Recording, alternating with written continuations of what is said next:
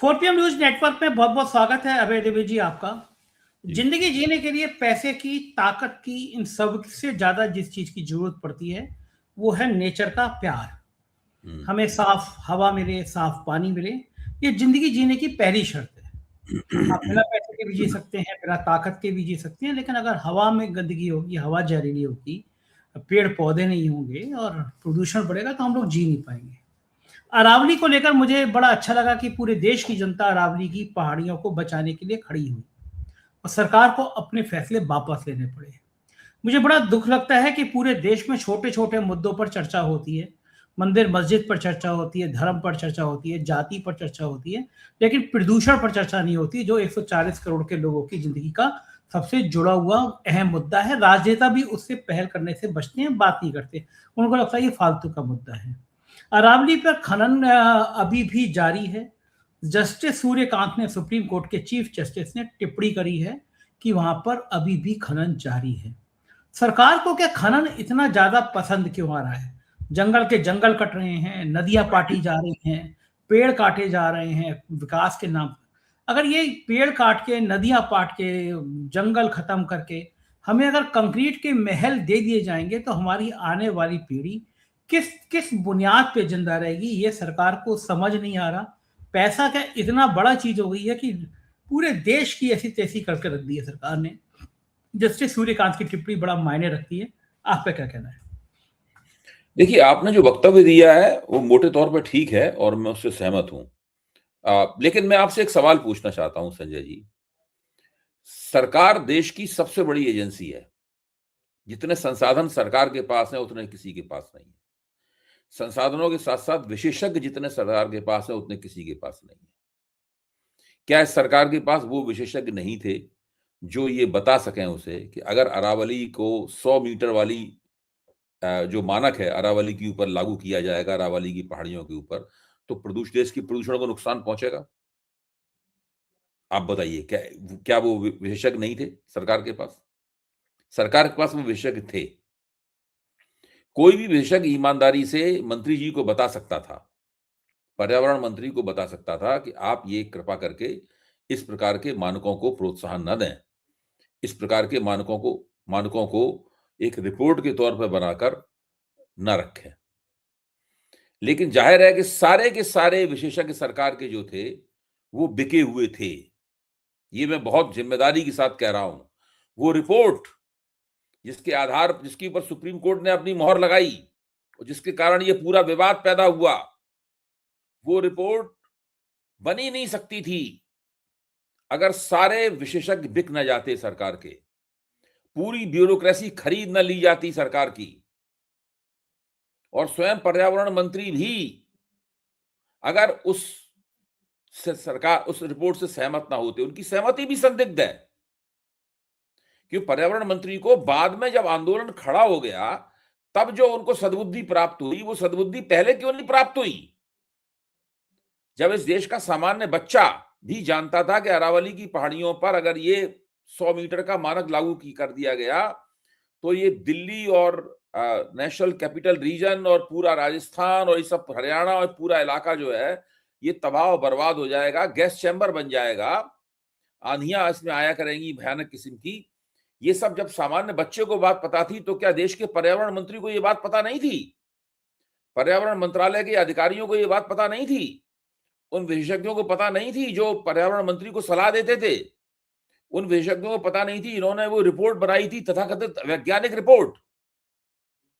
और उन जजों को पता नहीं थी जिन्होंने उसके ऊपर मोहर लगाई, इसमें पूर्व मुख्य न्यायाधीश RS गवई भी शामिल थे? आप कहेंगे कि मैं बढ़ा चढ़ा के बातें बोल रहा हूं।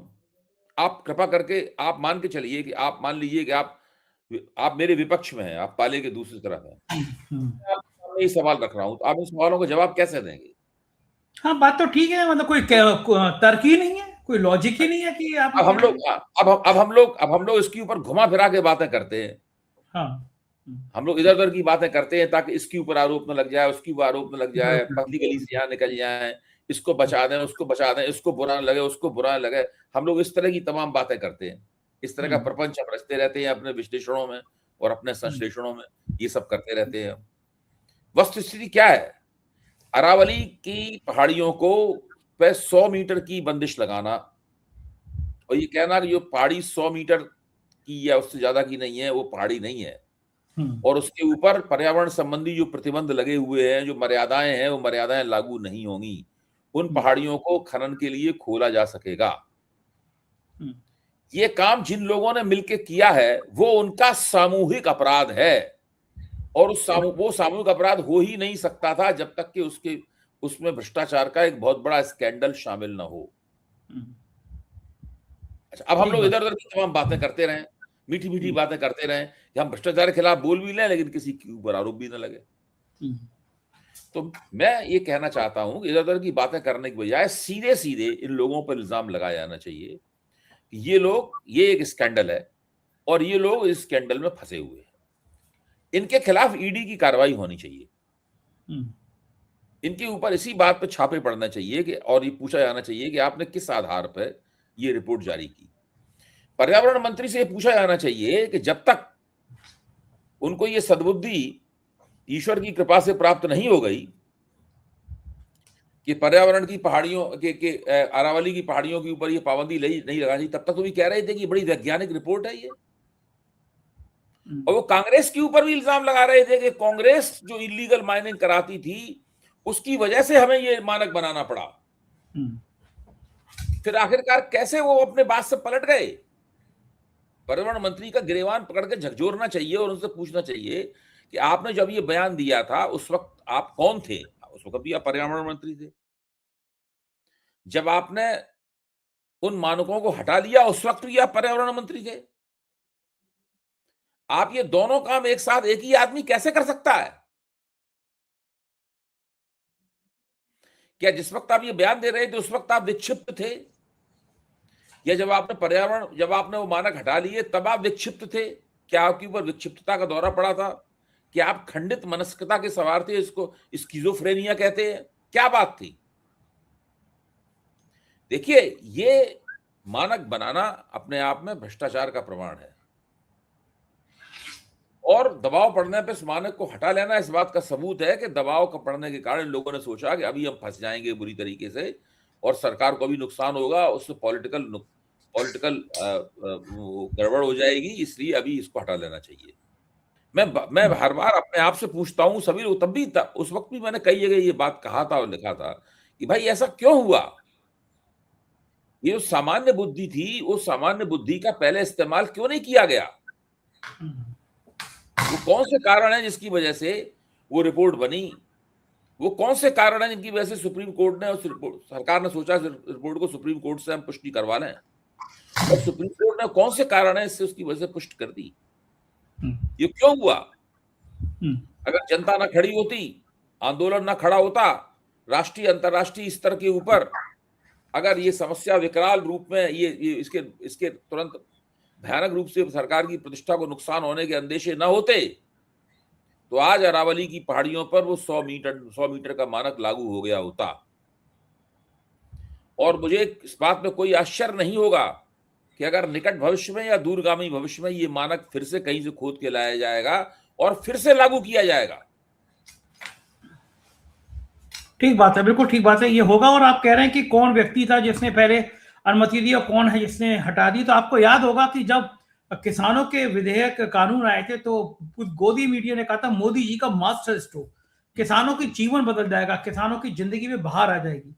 और जब तमाम किसानों की मौत के बाद, 700-800 किसानों की मौत के बाद जब ये कानून वापस लिए गए तो गोदी मीडिया ने कहा मास्टर स्ट्रोक, प्रधानमंत्री का मास्टर स्ट्रोक। तो लाने वाले भी वो थे, हटाने वाले भी वो थे, पहले भी मास्टर स्ट्रोक, बाद में भी मास्टर स्ट्रोक। अरावली की पहाड़ियां खत्म कर दी जाए, ये भी सरकार का मास्टर स्ट्रोक। अरावली को बचा दिया जाए, ये भी सरकार का मास्टर स्ट्रोक। क्योंकि जो तुमको हो पसंद वही बात करेंगे, तुम दिन को अगर रात हो तो रात करेंगे। अपने अपने पत्रकार बंधु लोग ऐसे हैं ही है। लेकिन एक बड़ा और जब न्यायालय का मामला जुड़ा है, सूर्यकांत की टिप्पणी जुड़ी है, तो मामला संभल तक की चर्चा करना बड़ा जरूरी हो जाता है। मैं कहूंगा कि संवैधानिक व्यवस्था को तार तार करता हुआ एक सीओ अनुज चौधरी अपने हिंसक वक्तव्य को देता हुआ सबको नजर आता है। वो एक जलूस होता है, उसमें हनुमान जी की गदा लेके चलता है आगे आगे, ये यूनिफॉर्म का सीधा सीधा मैंने इतना बड़ा अपमान नहीं देखा। यूनिफॉर्म हिंदू और मुसलमान नहीं देखती, वो देश के संविधान के प्रति, राज्यों के संविधान के प्रति जवाबदेही होती है। आप पीपीएस सर्विस के एम्प्लॉय हैं तो आपको कानून का पालन करना सबसे ज्यादा जरूरी है। लेकिन अनुज चौधरी के बयान, अनुज चौधरी की क्रियाएं सबके जग जाहिर हैं। संभल की हिंसा में बहुत लोग मारे गए। योगी जी कहते हैं कोई दंगा नहीं हुआ, संभल इसका जिंदा जागता उदाहरण है।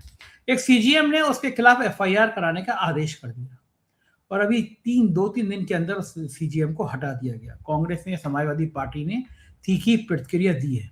तो क्या वास्तव में अब न्यायपालिका के लिए संदेश है कि जो इस तरह का हिंसक माहौल भी बनाएगा, जो गलत तरीके से बुलडोजर भी चलाएगा, उसके खिलाफ भी जज कोई फैसला नहीं दे सकते? ये कोई रूटीन का तबादला नजर नहीं आता। आपने अनुज चौधरी पे एफआईआर कराने का आदेश किया और सीजीएम को हटा दिया गया। ये बहुत बड़ा सवाल है। मुझे लगता है सुप्रीम कोर्ट को स्वतः संज्ञान लेना चाहिए, क्योंकि जनमानस में न्यायपालिका के प्रति जो सम्मान है, अभी भी बहुत सम्मान है। दो लोग लड़ते हैं तो कहते हैं कि मैं तुमको अदालत में देख लूंगा। इस घटना से पूरे प्रदेश के जनमानस में ये चला गया कि अब अदालतें भी उतनी निष्पक्ष नहीं रही।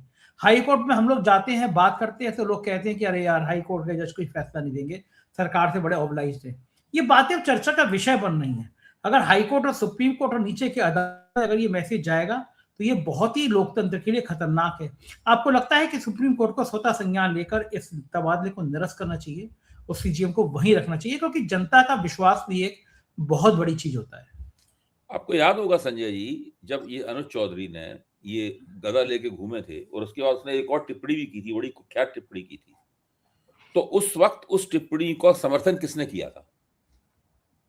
आप बताइए, आपको याद है? मुख्यमंत्री।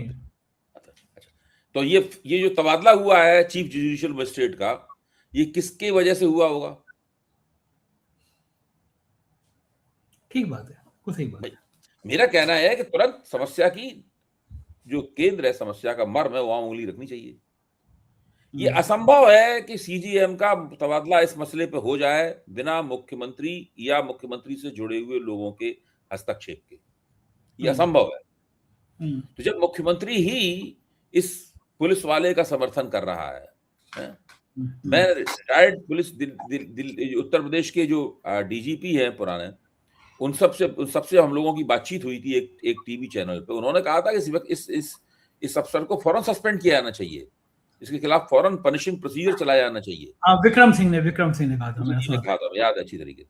और उन्होंने बड़े अच्छी तरीके से ये सब बात डिटेल में कही थी अपनी। अगर बोले मैं होता तो मैं इसको बिल्कुल खत्म कर देता, मतलब जो साफ कहा था।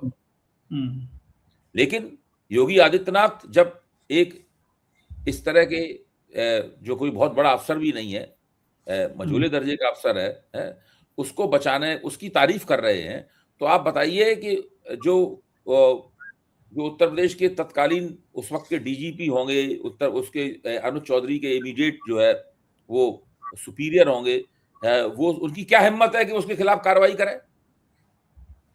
इसके समर्थन में मुख्यमंत्री उतर आया, उसके खिलाफ डिपार्टमेंट का कौन व्यक्ति कार्रवाई कर सकता है?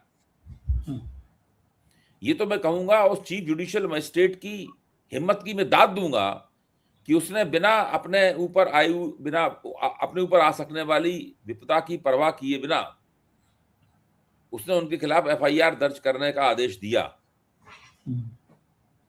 इसलिए उनको दंडित किया गया, उनका तबादला किया गया, और वहां के वकील और सब लोग बहुत नाराज हैं इस बात पे। वो उसके खिलाफ प्रतिरोध कर रहे हैं। कौन उनकी प्रतिरोध की चिंता करता है? किसको परवाह है?